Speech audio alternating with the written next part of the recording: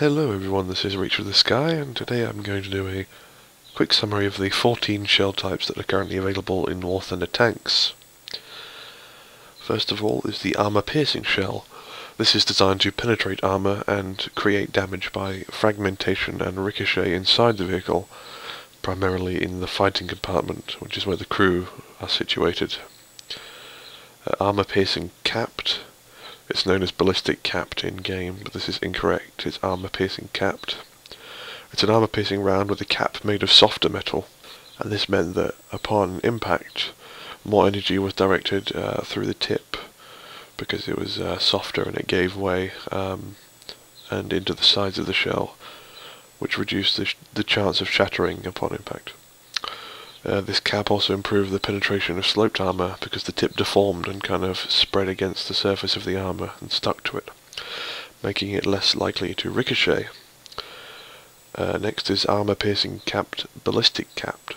This is a capped AP round with a second cap placed on top of it. The soft cap on the APC round affected the aerodynamics of the shell because it was quite wide and flat, which reduced the velocity and the accuracy of the shell. But the addition of a ballistic cap with a more pointy tip and more solid material allowed the shell to travel further and faster. Next is APCR.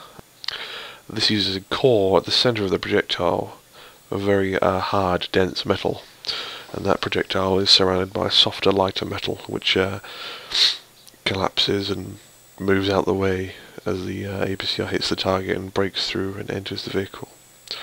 This reduces the overall weight of the shell, which increased muzzle velocity, and it also reduced the velocity lost during the flight of the shell.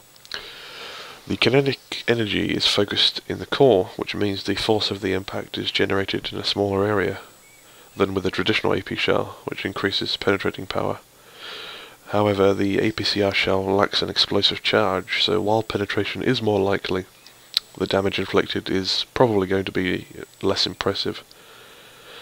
And HVAP, high velocity armor piercing, is available on some 20mm cannons in game.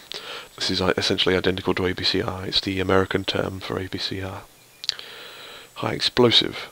This is designed primarily for use against infantry and soft targets like light vehicles, emplacements, where infantry may be holed up, sandbags, buildings and so on. But larger caliber HE shells could destroy tanks through sheer explosive power. For example, blowing off the turret, destroying the gun, things like that, but the impact of the shell could seriously concuss the crew or even kill them if the shell was large enough. FI-T and HEFI-T, fragmentation incendiary tracer and high explosive fragmentation incendiary tracer.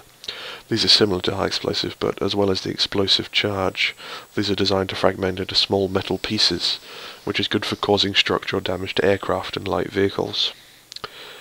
Armor-piercing high explosive. This is an AP shell with an explosive charge designed to maximize internal damage by creating an explosion inside the vehicle.